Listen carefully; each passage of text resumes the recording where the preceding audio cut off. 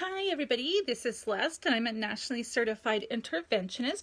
And so we spent module 1 and 2 talking about what a lack of boundaries looks like and some of the negative consequences that can happen as a result of not having boundaries and some of the chaos that ensues from not having boundaries with a loved one who's in active addiction. And a lot of times families start to realize that without a sense of boundaries, it just creates all that extra chaos. And once you've lived through addiction with somebody that you loved, you begin to realize that boundaries can really mean the difference between life and death. So we're going to start to talk today about what healthy boundaries look like and how they can start to positively impact your life and your relationship, not only with the person in active addiction, but with your other family members as well.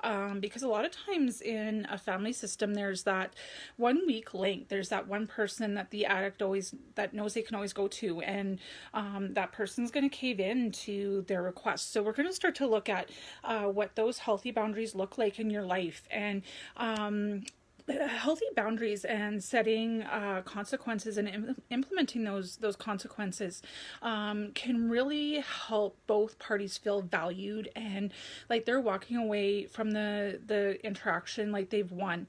It allows you to feel like you're being direct and honest rather than feeling like you're walked all over. And they allow you to be honest in what you believe, and getting it across about what you want and what you need, because we can't expect that other person to be a mind reader and know what we want and need, right?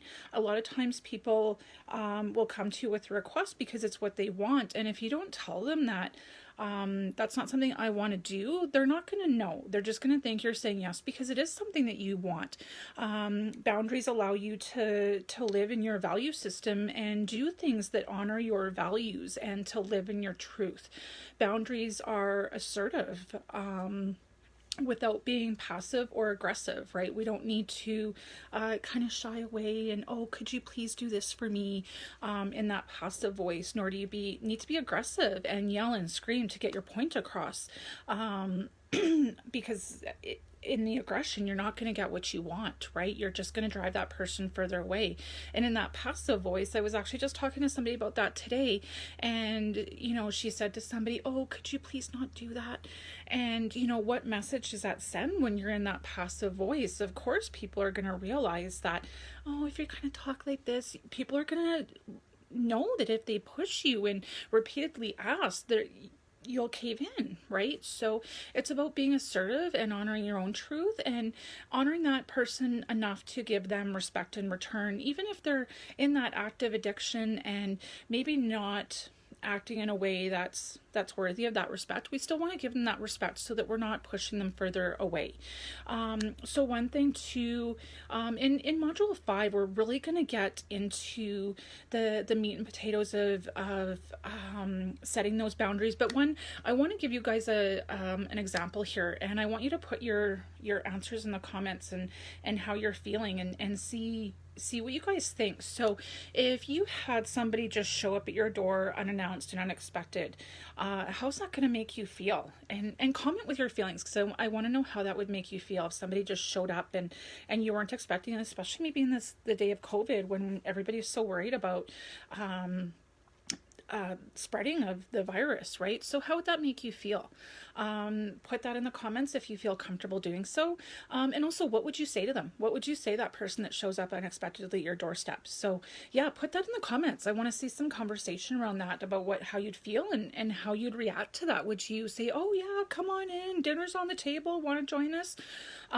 So one thing that in situations like that, it's really important to appreciate what the person's doing and the intention behind it, but to also get your point across too. So in that example of the person showing up at your door unexpected, I would just say something like, oh, I really appreciate you stopping by, and I'd really love to sit down and chat with you and have a really good visit, but I'm just in the middle of making dinner and the house is kind of messy, and there's that passive voice. The house is messy, I'm just in the middle of making dinner. Can you maybe give me a call tomorrow and we'll set up a time to have coffee? We can sit down and have a good chat when the kids aren't running around screaming, and we can have a chat after they've gone to bed. So you're getting you're appreciating what they've done, you're appreciating the gesture, and you're also saying, I do value your friendship, I value your time, I do want to spend time with you, but can we make a plan to come up with a time that works good for both of us. And so just another example, we'll use addiction in this example. So say your loved one who's in active addiction gives you a call and wants to talk to you, but it becomes apparent that maybe they've been drinking or using. So again, we want to appreciate the gesture that they've taken the time to call us, but we don't want to have a conversation with somebody that's been drinking or using. So we'll use that same approach in that. Little Johnny, I'm so glad that you called today, and I've been looking forward to talking to you, and I love you so much, and I really do want to have a conversation with you.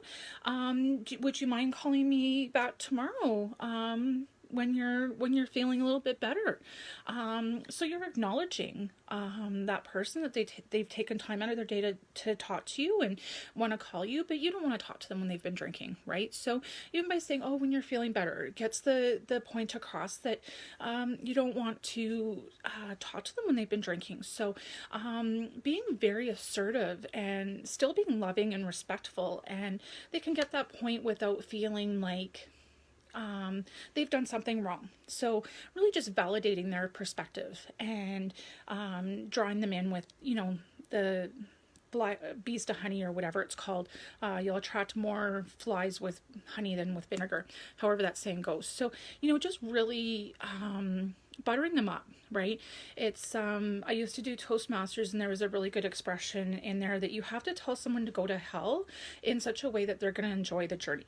And I really like that approach, right? So and even to always offering the positive before you give them the not so positive, because then it makes them feel really good about that interaction. So and it's important to keep your boundaries simple, and because a lot of times will come up with these grandiose lectures or speeches that when somebody violates our boundaries, we're going to give them this whole big lecture about, how we feel violated, and then when that moment happens, a lot of times we get flustered or we're fearful of the reactions. So I'm a firm believer in keeping your statements simple and to the point. Then that way you're not tripping over your words and getting flustered in that moment. So just keeping it very simple. I'm glad you came over today. I really want to have that visit. Call me tomorrow and we'll book a time. So it's very simple, it's very to the point, it's very eloquent, and it also validates that appreciation concept and sets your boundaries. So keeping it very simple. And there's another example that I really like too with the broken record technique, and I'm getting a little bit into module 5 today, but we'll get a lot more into this stuff in module 5 on Friday. So the broken record technique is very effective too. So even say Johnny gives you a call and says, oh mom, I really need some money, can you send me $50? I need it for gas, right? When you have a really sneaking suspicion that it's probably going to go towards drugs or alcohol, you can say, Johnny, I understand that you're in great need right now. Unfortunately, I just don't have the money, so I won't be able to lend you the money. Oh, but mom, come on, I really need gas to get to work tomorrow. Sorry, Johnny, like I said, I don't have the money right now. We're broke this month. I can't give you the money. And just keep reiterating that over and over again. So, those are a couple little tidbits that we're going to go into a little bit more in module 5. And so I'm going to post after the session today, I'm going to post in the comments a link to a document, a free download that I have on the 12 signs that your loved one might need an intervention. So I'm going to post that. So if you guys are interested in getting that information, follow the link and you can get that information on the 12 signs that your loved one might need an intervention. So I encourage you to download that and get the information. There's lots of good information in there. And I'll also give you the information too if you're interested in booking a call or want to do more work on boundary work and setting those boundaries and being assertive and really starting to free yourself up from the chaos that comes with a lack of boundaries. I'm absolutely willing to work with you guys on that. So and tune in tomorrow. We're going to get a little bit more into boundary setting and some more information. So tomorrow is going to be jam-packed on starting to set those boundaries. So tune in tomorrow for the module 4. It's going to be awesome. And I want to thank everybody for tuning in tonight.